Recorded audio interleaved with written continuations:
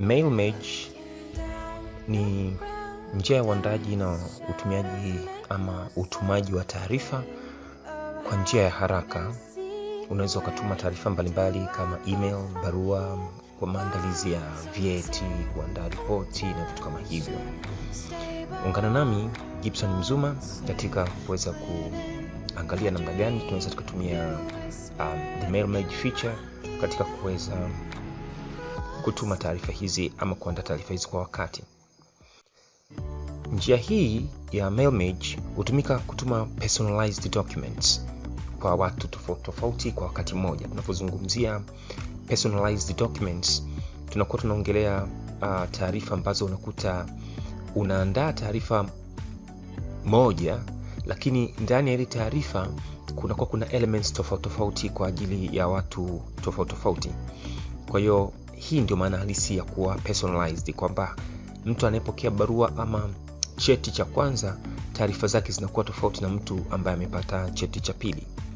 Sasa kuna vitu vikubwa viwili ambavyo tunapaswa kuvielewa pale tunapokwenda kuzungumzia Mailmage. Kitu cha kwanza ni template file na kitu cha pili ni data file.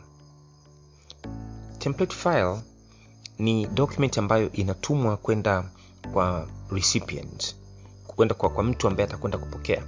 Lakini cha pili ni data file.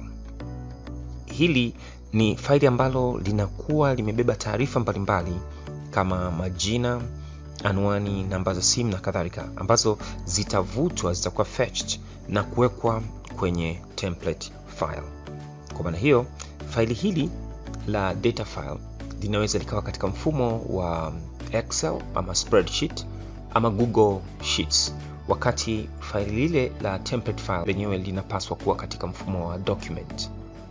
Hili faili la template lenyewe linakuwa na vitu ambavyo vinaitwa placeholders.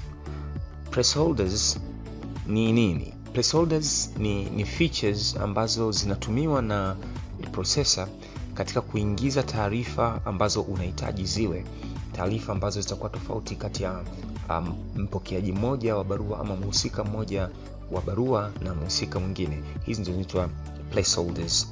Kwa hiyo hizi zinapatikana kwenye template file, na kazi yake kubwa ni kwamba hizi placeholders zitabeba taarifa ambayo inakuwa inatoka kwenye data file na kuziweka pale.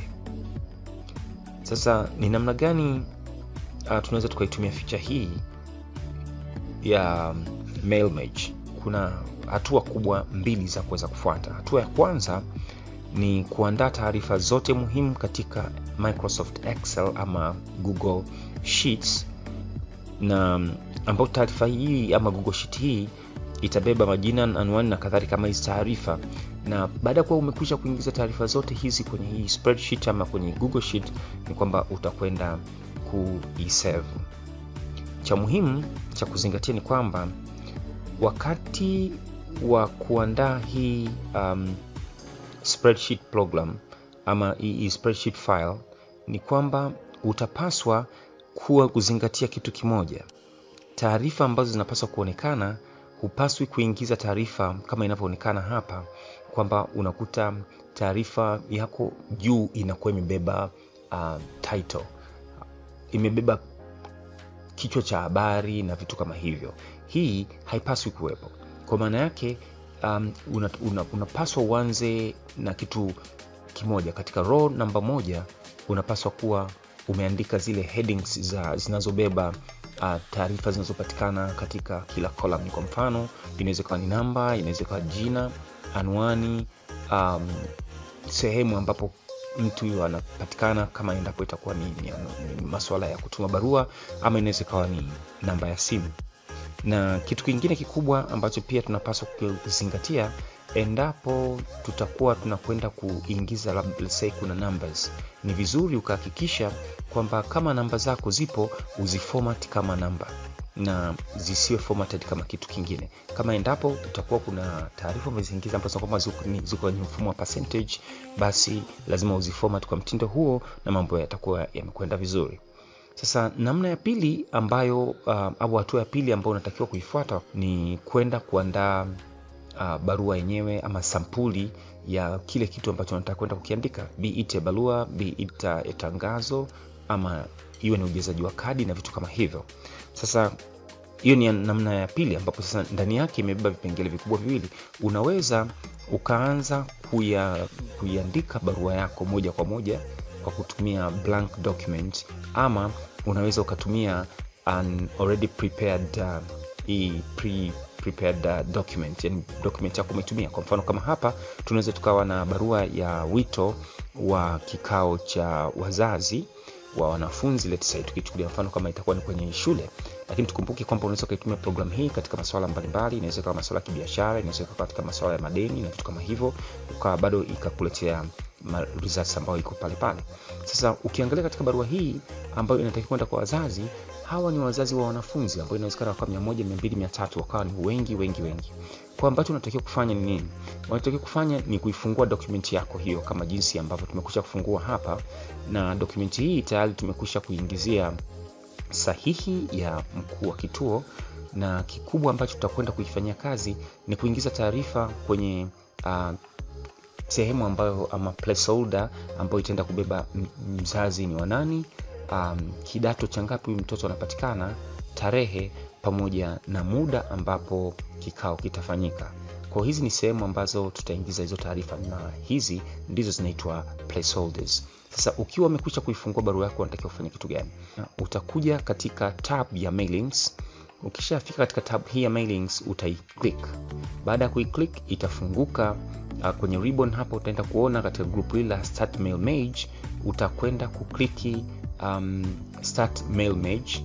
Hapo utaenda kuona kuna letters, emails, envelopes, labels, directory, normal word document, pamoja na feature ya step by step mail mage wizard. Kwa sababu tayari sisi tumekwisha kuiandaa barua, hatutakwenda kuchagua any of these. Tutakwenda kuichukua hii step by step mail mage wizard. Tukiisha i-click hiyo, upande huu wa kulia huku itakuja kufunguka menu nyingine, ambayo katika menu hii itaenda kutuonesha kwamba tayari sisi tunachoenda kukifanya ni letters. Hapa tunaweza tuka select document type. Sasa document type hii tunaenda kuifanya kazi ni hiyo letters, ama iwe email, ama envelopes, ama labels, directory na vitu kama hivyo. Kwa hiyo sisi kwa sababu tunaenda kuandika letter ambayo inaweza kuwa ni tangazo kama nimeeleza, ama kitu kingine, basi tunakuja kuangalia chini hapa. Utaona kwamba mail mage itahitaji ama feature itahitaji kuwa na hatua 6. Sasa hatua ya kwanza tunaambiwa ni kustart or starting document.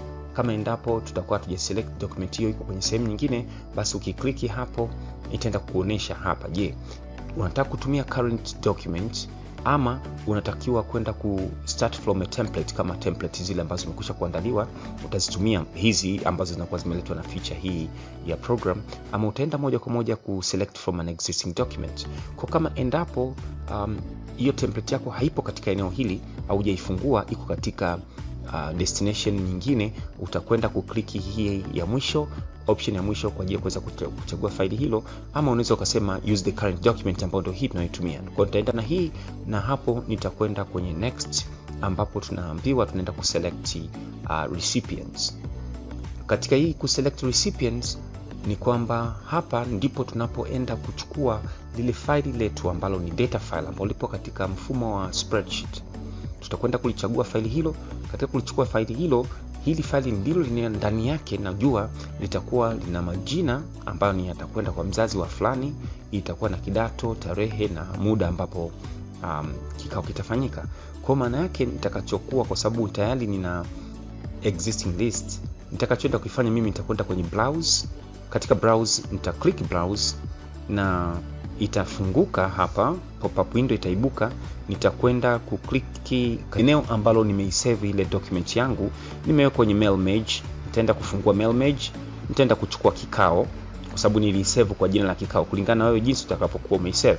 Sasa katika template hiyo ya data file, ndani yake ina sheet ya kwanza ikiwa na majina na sheet ya pili ikiwa ina taarifa zingine. Sasa mimi nasema nakwenda kutumia sheet hii ya kwanza ambayo ina majina kwa ajili ya kuweza kuingiza hizi taarifa kwa kila mwanafunzi ama kwa kila press holder ambao iko pale. Basi nita click okay. Baada ya kuwa nimeclick okay, pop-up window nyingine itafunguka ambayo itatuonyesha kwamba majina ya recipients, na kwa sababu kule juu row yangu ya kwanza imeanza na namba, imeanza na jina la mwanafunzi, kidato, tarehe na muda ambapo kikao hicho kitafanyika, basi utaona iko vizuri moja kwa moja, na ninataka moja kwa moja rows zote hizi ziwe zinaingia, mimi nitaenda click okay. Baada ya kuwa nimekwisha click okay, nitakwenda katika step nyingine ambayo step hii ni kuandika barua. Sasa katika kuandika barua, kwa sababu barua yangu maana yake imekwisha kuandikwa, ni maana yake ninakwenda kuziinsert hizi fields ambazo zipo kwenye data file katika press holders ambazo kwenye barua yangu. Kwa nita click hiyo next.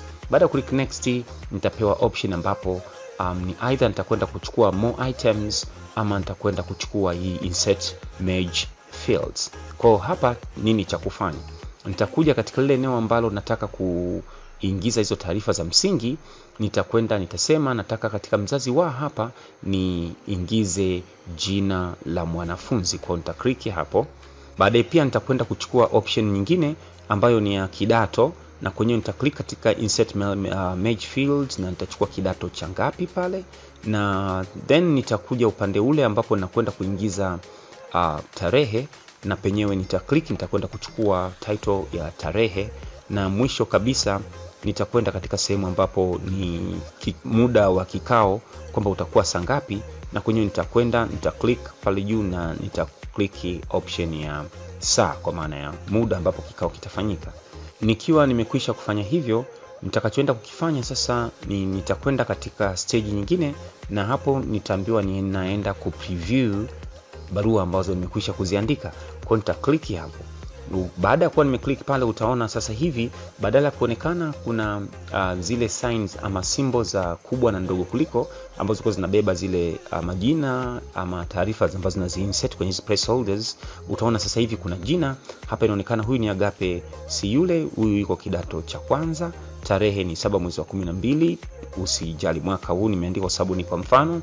Lakini pili, ukiangalia hapa chini itakuwa imeonyesha kabisa kwamba ni saa 2 kamili asubuhi, hapo ndipo kikao kitafanyika. Nikija hapa juu katika hii preview results option hapa, nikiklik wa pili utaona bado neno wa kidato cha kwanza, ukiklik wa tatu kidato cha kwanza, nikiklik wa 4 naye vipo hivyo, na nitakwenda hivyo mpaka endapo itaenda kubadilisha. Sasa hivi ukiangalia utaambiwa huyu ni kidato cha pili, na sio hapo tu, ukiangalia tarehe imebadilika, huyu ni tarehe 8 mwezi wa 12 mwaka 2020, na muda sio ule wa saa 2, lakini hawa kikao chao kitafanyika saa 3 kamili asubuhi. Vivyo hivyo nikienda mpaka mwisho utakuja kujikuta kwamba nina recipients wangu 20, maana yake nimeandika barua 20 mpaka sasa hivi, na hawa ni wa kidato cha 4, na muda utakuwa ni saa 6:30 mchana, tarehe itakuwa ni 18 mwezi wa 12 mwaka 2020. Kama endapo sitakuwa na kingine kipya cha kufanya, hatua ya mwisho kabisa ni hatua ya kucomplete the merge. Katika kucomplete the merge hapa ni kwamba nikiklik hapo inaniambia ni kwamba nakuwa nimemaliza kufanya barua yangu, lakini ukiangalia kiuhalisia barua niliyoandika ama template ambayo naitumia ni template moja peke yake, lakini imeweza kutumika template moja kuingiza taarifa kwa watu ama wanafunzi zaidi ya mmoja. Template moja imeingiza wanafunzi 20. Kwa hiyo hii namna ya kuweza kuitumia mail merge. Feature ama issue za mwisho ambazo zinakuwa zimebaki hapa, kitu cha mwisho ni kwamba ninaweza nika click edit individual letters hapa, ama nikaja kwenye hii finish and merge, ukaangalia pia ukaenda ukaedit individual letters, ama ukaprint document, ama ukasend kama email. Kwa maana yake unaweza ukaisend kama email ukiwa umemaliza, maana yake itakwenda hivyo, kwa taarifa zako zitakuwa zimeondoka zote kwa wingi kiasi hicho. Na nikitaka kuedit hapa, angalizo ni kwamba unaweza ukaamua kuedit ukaamua kuedit hii barua yako baada ya kuwa umekwisha kumaliza kuinsert katika hizi placeholders fields zinazohusika. Lakini kikubwa cha kuangalia ni kwamba kama endapo utakuwa unahitajika kuandaa barua nyingi sana, ukienda ukasema edit individual letters, maana yake ni kwamba utaonekana let's say unataka kuedit zote, ni kwamba utachukua muda mrefu sana kuedit. Kwa ni vizuri kabla hujaingia kwenda kuedit, ni vizuri ukahakikisha taarifa zote zinazoingia katika data file ziwe ziko kwa usahihi, ambazo hazina makosa, kwamba zitakuja kukuletea shida baada ya kuwa umeandika ukagundua hapa nilikosea na vitu kama hivyo. Kwa hiyo endapo zitakuwa taarifa zako ziko vizuri, utakachoenda kufanya ni kuprint. Kwa nikienda kuprint, kwa mfano itaniuliza nataka kuprint kitu gani, nataka kuprint barua zote, basi nita click okay na nita select printer, ambapo katika printer hiyo nitakuwa mimi ndio ninayoitumia, basi moja kwa moja nikisema print ita print hizo barua kama jinsi zilivyo. Lakini kwa mfano kama sasa hivi hapa sina printer ambayo nimeconnect, naweza nikazisave hizi kama PDF files. Kwa maana yake nikisema export kama PDF file na nitatumia hii ni virtual printer, kwa hiyo nitaenda okay. Nikienda okay, itaniambia ni wapi niende nikazisome. Kwa hiyo naweza nikasema wito wa kikao, nikaiandika wito wa kikao, nikaandika hivyo, na baadaye nikawa nimeisave. Katika kuisave, mwisho wa siku utaona moja kwa moja kwamba hapa inaonyesha kwamba ina print, ambapo ni page 0 mpaka sasa hivi, lakini baada ya hapo itakuwa imeshaenda ya kwanza, ya pili mpaka ile ya mwisho, na ikishamaliza itafungua kunionyesha kwamba imekwisha kamilisha kuandaa document hizo moja mpaka ile ya mwisho. Na hapo nitakuwa nimemaliza kufanya mail merge yangu, na barua zote zitakwenda kwa wazazi kama namna ambavyo utakuwa umependa. So hivi ndivyo tunavyoweza tukaandaa mail merge feature, ama tukaitumia mail merge feature katika kuweza kuandaa document mbalimbali. Na hapa nikija kwa mfano kuitafuta kule niliko isave wito wa kikao, nikija nikifungua hii ya wito wa kikao, si utakuja kuona kwamba taarifa yangu itaonekana. Mpaka sasa hivi nimetumia template moja, lakini ndani ina barua 20, na wa kwanza itakuwa na taarifa zake, wa pili itakuwa ina taarifa zake, wa tatu itakuwa na taarifa zake, vivyo hivyo kwa kila mmoja mpaka yule mtu wa mwisho. Kwa hiyo hivi ndivyo ambavyo tunaweza tukatumia the mail merge feature katika kuandaa taarifa mbalimbali, iwe ni matokeo. Kumbuka, kama unakwenda kuandaa matokeo ya wanafunzi, basi hakikisha ni kwamba katika field endapo ya geography, basi ziingie alama, uweke zile placeholders za kutoka kwenye ama zitakazoenda kufetch taarifa kutoka katika field ya geography. Kama ni mazoezi ya kemia, basi hivyo, na kama ni kitu kingine, nafasi, division, summary na mambo kama hayo, na kila kitu kitakuwa kimeenda vizuri. So thank you, hadi wakati mwingine, cheers.